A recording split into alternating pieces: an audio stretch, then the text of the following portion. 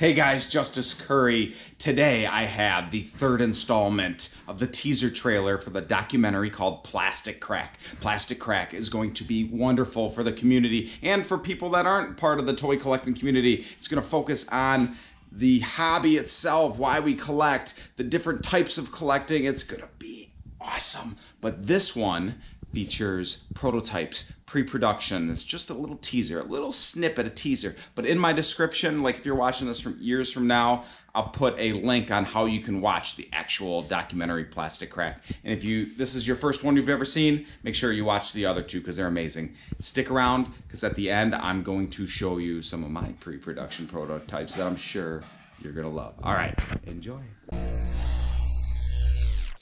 So prototype is an artifact that was made as part of the development process of a toy. So that could be the wax sculpt of an action figure or what's called a hard copy, the packaging and layout of the packaging. So anything that sort of goes into making the toy before the toy goes on shelves. With the way that things are right now and the way you can network with people and the way how old employees have this stuff still, there's almost like a black market for toy collecting.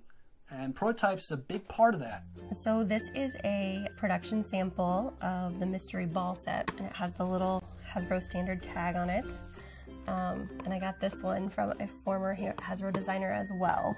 So this guy right here, he is one of the 1982 Coleco prototypes. What they did is they took some of the soft sculptured kids, which are the soft face kids that were out first. They took them, they took a head, and they sent it to one of the doll designers. And they actually molded these plastic heads out of them.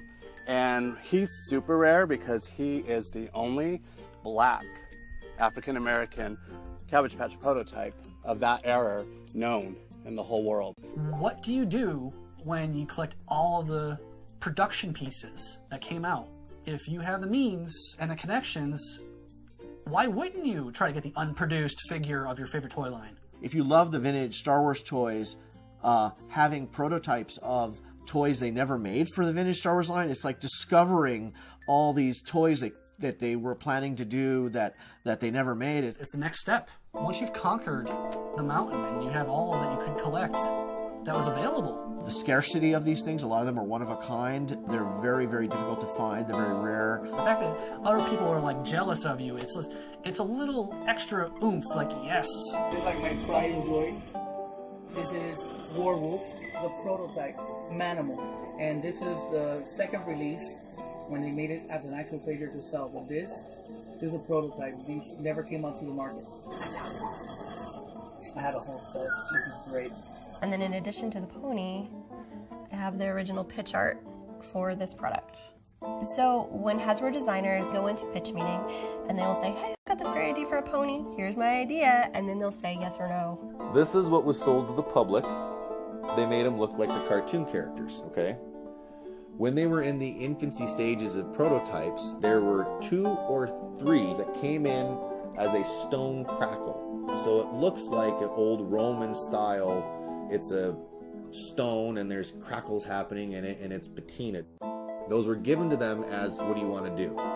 They chose to go the painted route, the cartoon version. Why I love it is you get to see a glimpse of all the stages of making a toy. Like, you love these toys, but you want to see what went into making it. Because if you know the process of what it goes through to make a toy, you go through wax sculpts, you go through molds, you go through samples, test samples, first shots, hard copies. So that is what could have been mass-produced out to the public, but ultimately not. That is the only one. And with prototypes, you pay for the name more than the figure. So if Star Wars, I don't even go near prototype Star Wars because it's such a massive market and the competition is so fierce. And people have the blank checks to outbid you no matter what you do. That it raises the market. Every time there's a sale, it just raises the bar for what those things go for. I have My Little Pony prototypes. These are pre-production samples of ponies that were later created. This is probably the only one that exists. So when Bonnie Zachary first designed My Little Pony, she wanted them to look like actual horses. And one of the ways that she did that was to make it look like a palomino with the little spots. So they were all going to have little spots.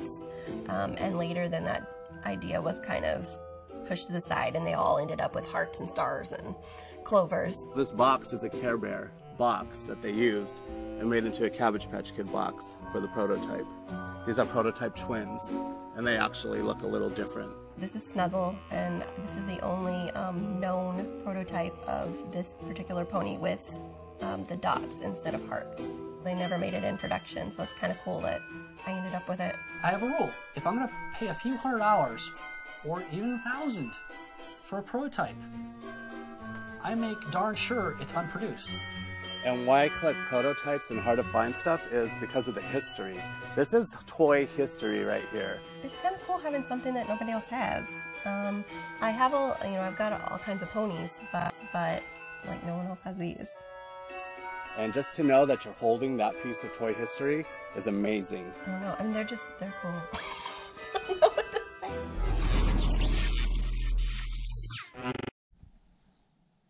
Thank you for sticking in there. Now I get to show you my passion, my pre-production prototype. All right, so featuring one of my very favorite characters of all time, G.I. Joe Crock Master. Now you're going to go, Justice, what's different?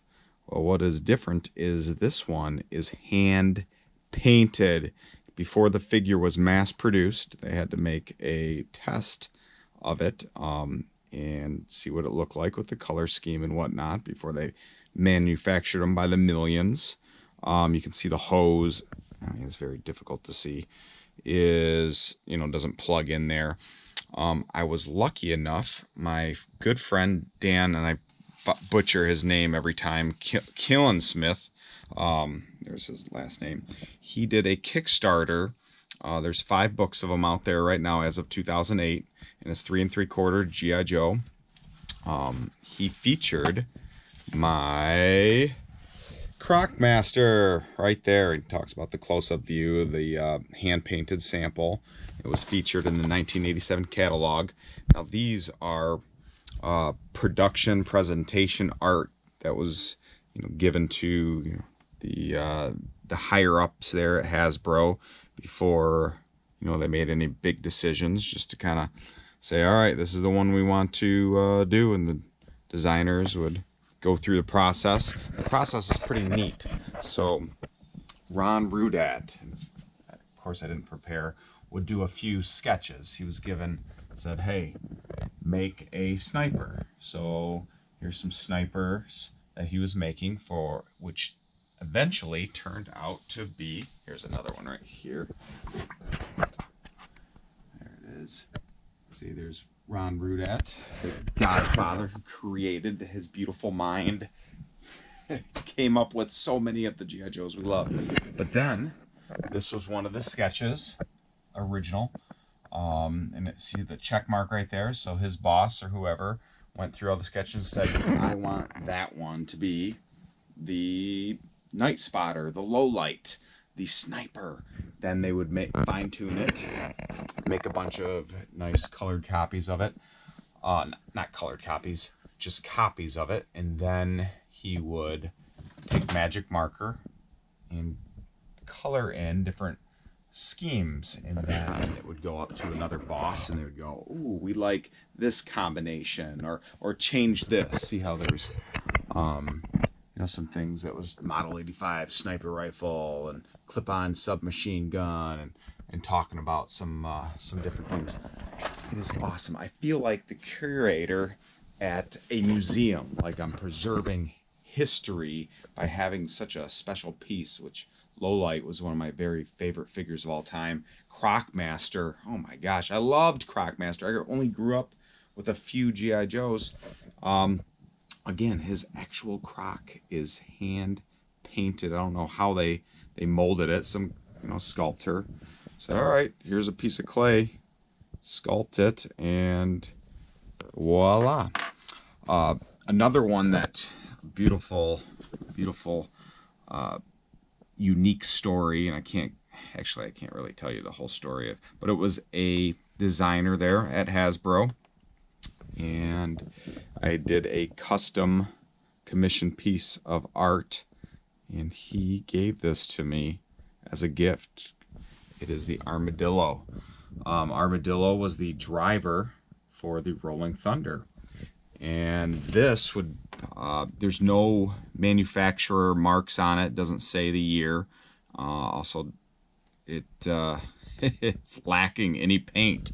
So again, when they send the 2-ups, the larger versions, you know, 2 times the size of this, to, I think it was China, and then, you know, the people in China would scale it down, and they would make something similar to what you're seeing right here, ship it back to the States. The higher ups, Hasbro, would look it over and go, yep, you know, do we want to correct this? Do we want to change anything this? Nope, looks good. But they needed an actual physical copy of it before they said, yep, we want to go to the next stage. Let's get some paint on there and mass produce them by the millions. It's amazing. It's amazing. And I've been like some of those people that you just saw in that video that are passionate toy collectors. There's also many passionate toy collectors that are very private.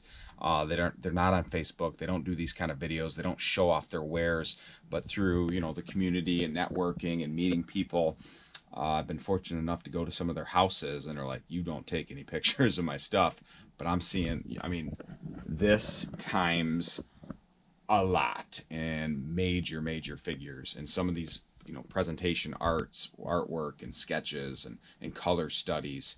It's freaking amazing. So if you're into this kind of stuff, specifically G.I. Joes, make sure you look online. I'm sure Dan has many other ones that you can get some back copies, but he puts a lot of work and time and energy and goes through the history of it. And I mean, look at that. One of a kind. He has relationships with, you know, all the bigwigs and ex-employees there at Hasbro. And they were fortunate enough to share that stuff, so people like me can ooh and ah and read over it, and then actually have a piece of history that would later be in the hands of millions of people all over the world. It's an honor. It's an honor. It's an heirloom. But yes, stay tuned for more Plastic Crack. Go to Facebook, type in Plastic Crack Documentary, like it, so then you'll stay on top of new developments with when it's going to be released, or photographs, or again, if this is way in the future, you can go through it, and there's probably a ton of information, not information, but cool pictures that might not even make it to the final cut. So I highly suggest you get there. All right, make sure to like and subscribe me. I'll put a subscribe button right. Let's put it right here. I'm going to put it right there. So click on that subscribe button. Stay tuned for more excitement. Bye.